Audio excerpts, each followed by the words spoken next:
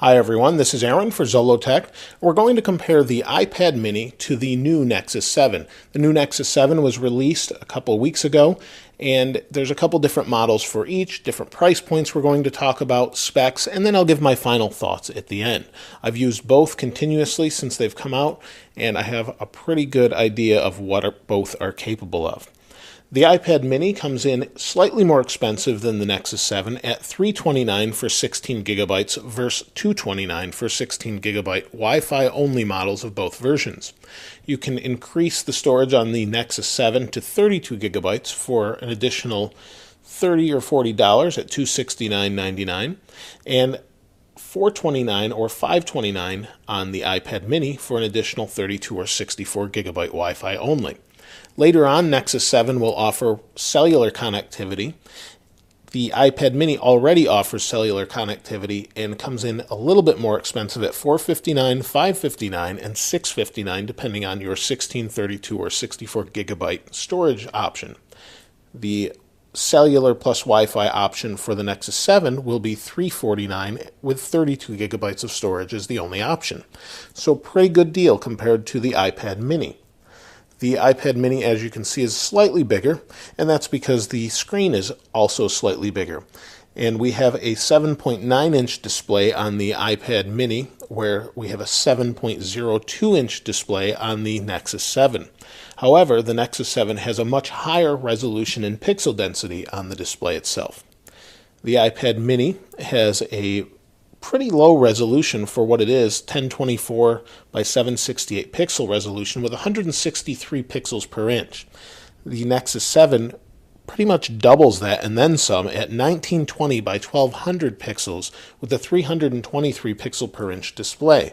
So it's basically what Apple would call a Retina display in a very small package. The displays on both look great. They're both IPS technology. However, the Nexus 7 looks phenomenal and far better than the iPad mini when it comes to text, and I can show you some of that later when we go to some website testing. As far as what's inside of both of these, the iPad mini has a slower 1 GHz dual-core A5 chipset with 512 megabytes of RAM, while the Nexus 7 comes in with a 1.5 GHz quad-core Qualcomm Snapdragon S4 Pro processor with 2 gigabytes of RAM. They both have similar Wi-Fi bands A, B, G, and N that are supported, and both have Bluetooth 4.0 technology. And when the cellular version of the Nexus 7 comes out, it will offer GSM HSPA+, 4G LTE connectivity. The only difference is the iPad mini will also work on CDMA networks such as Verizon. Both of them have pretty decent batteries. The iPad mini has a 4400 milliamp hour battery, good for about 10 hours of battery life, and I find that to be true, and that's measured basically playing video. The Nexus 7 has a slightly smaller battery at 3950 milliamp hours, and it's good for about 9 hours of video. I do get slightly less battery life out of the Nexus 7, and it's not too big of a deal. Most people won't notice unless they're using it for the long haul. Now, both of them have different sensors inside, accelerometers, ambient light sensors, gyroscopes, digital compass that allow for things such as screen rotation, and both work equally well when we do that. You can see they both pretty much rotate well. The outside design is really nice. Both of them are about the exact same weight, and both feel really nice in the hand. The nice thing about the Nexus 7 is the back is coated in this rubber coating. Now, I do have a little bit of a skin protector on here that gives that rubbery feel, but the actual back of the iPad mini is aluminum and slightly more slippery unless you put a case on it or something along those lines.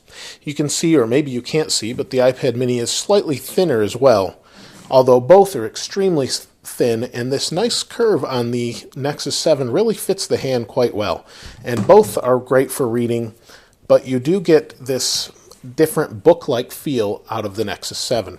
They're both great for that, but when it comes to the display, like I mentioned before, the Nexus 7 far exceeds the iPad mini.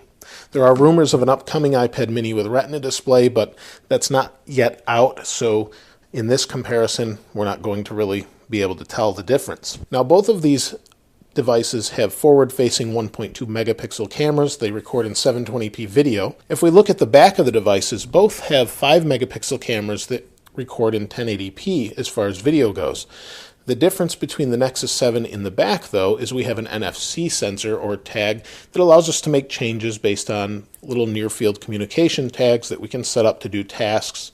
And we also have wireless charging built in, so if you have a Qi charger, or you also may see it as QI, but it's pronounced Qi, it will allow you to wirelessly charge the Nexus 7. So that's also a nice little benefit. The layout of both devices is pretty similar. You can see we have a power sleep-wake button on the Nexus 7 here, followed by our volume buttons, and there's also a microphone right here. On the iPad mini in the same spot, we have volume button up and down, and then we have a rotate switch or a silent switch depending on how you set the settings. The sleep-wake button on the iPad mini is on the top, and on the top of the Nexus 7 you'll find a 3.5mm headphone jack along with some speakers, and you'll have speakers on both ends of the Nexus 7 giving it a stereo sound at all times, which is really quite good and much better than the iPad mini. On the iPad mini you do have two speakers, and they're around the center of the lightning connector, and you have speakers here and they sound good, but when you're holding it sideways or in landscape mode you don't get a stereo effect from side to side. So the Nexus 7 definitely does a nice job there. On the bottom of the Nexus 7 we have a micro USB connector as well.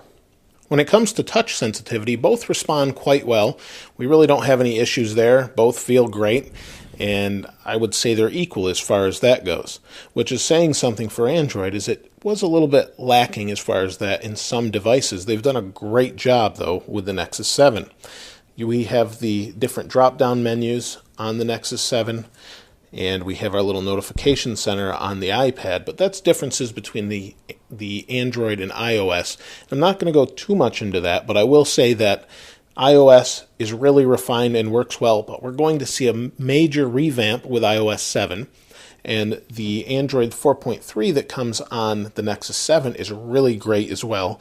It's very slick, very fast, and very responsive. It works really well, and I'll show a couple comparisons here in a moment. Both tablets are really a joy to use, great to read books on, but the Nexus 7 really wins when it comes to that. The text is just super crisp and super clear. To give you an idea of speed of application loading and web browsing, let's open the browsers. Here we have Chrome, here we have Safari. And now the keyboard on the Nexus 7 has swipe built in. Some people love it, some don't. I find I use it more and more now that I'm using this more often. But we'll go to the keyboard and we'll type out Zollotech.com. And then on this one, instead of typing, I can just kind of swipe here. And I've got Zollotech and .com, and then we'll hit go. So you can see both will load. It goes back and forth depending on how I'm loading this. If Zollotech's cached over here, it loads really fast. Both scroll well, but you can see the Nexus 7 occasionally lags for some reason. That's just something to do with Android. I see that more and more, and I'm not sure why it still hasn't been ironed out. But that's one thing that it needs improvement. Now, you may or may not be able to see this, but the text on the Nexus 7 is just super crisp and looks like you're looking at paper, where the iPad text is good, but it's still a little pixely. It's just not as crisp, not as clear as the Nexus 7, and that's due to its lower resolution. However, both work nicely. It's just a much nicer experience to read, especially if you can see those fine pixels. We'll go back home. And what we'll do is we'll actually load Pulse, which I have synced. They're both logged into my account, so let's open Pulse on both. And you can see they're both loading. I have some different websites, and they both load about the same depending on what we're looking at. But you can see now on the Nexus 7 it appears to scroll a little bit more smoothly, and it was a little jaggy on the iPad. Now if we go back, let's take a look at an application such as a game. I've loaded Angry Birds Space on both of these devices, and I thought I'd show you what that looks like as far as how quickly they load. If I go to our little application drawer here on Android, we can go to Angry Birds Space. So let's open those right now. You can see how quickly it loaded, or at least to the splash screen on the Nexus 7. And we're to the main screen. You can see it's still loading on the iPad mini. So the Nexus 7 is extremely fast. So you can see they're both extremely fast. Let me change this back here. and both really nice. Now, one of the things that we do benefit from, I think, a little bit on the iPad less than we do on the Nexus 7 is the multitasking or task drawer. If you double tap the home button, you can tap and hold and close each application. On the Nexus 7, it's a little bit different. We tap this and just swipe it off the screen and it closes it. Now that changes a little bit in iOS 7, so that may or may not be a fair comparison. They're both similar that way, but as of right now, it's better on Android. When it comes to cameras, neither are fantastic, but the iPad mini is definitely a little bit better in that it uses the iPhone 4's 5-megapixel camera. It really does a nice job of taking images. I don't really recommend taking images regularly with your iPad anyway, but it does a better job overall in general situations than the Nexus 7. Now finally, I thought I'd give you my final thoughts on both devices. I've used both for quite some time. I basically like iOS and Android at this point exactly the same. If I have to pick one of these to play games on, I'm probably going to pick the iPad mini just because the selection is a little bit greater, and I know a lot of people say they're not free games all over the place, but that's not necessarily true. I'd say there's just as many free games as there is on Android. It's more the type of games or the refinement of the games. As far as reading a book or reading text or web pages or even playing video, I highly prefer the Nexus 7 in that it's really fast and it also has a really crisp screen. You really just can't get past that when you compare the two devices. It's such a dramatic difference, and the price difference is much less on the Nexus 7. So my recommendation would really be based on if you already are within the Apple or Android ecosystem. If you are already using Apple products, you've got a lot of Apple apps on an iPad, I would probably buy the iPad mini or wait for the Retina version of it. If you've already got Android, I would say just the same for the Nexus 7. Go for the Nexus 7. You're not going to lose out unless you've got some specific things you want to use the iPad for. You also have the benefit of better speakers on the Nexus 7. You have a GPS built in, even if you have the Wi-Fi version.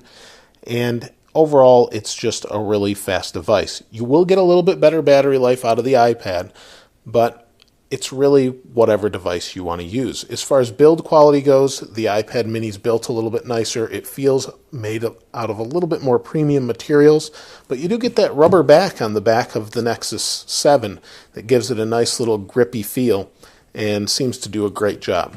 It's really hard to recommend the iPad over the Nexus 7 at this point, and I would personally wait until the Retina version of the iPad comes out and then check out the comparison again. If you have any questions or comments or anything else you want to see regarding these two different devices, please let me know in the comments below. If you haven't subscribed already, please subscribe. As always, thanks for watching. This is Aaron. I'll see you next time.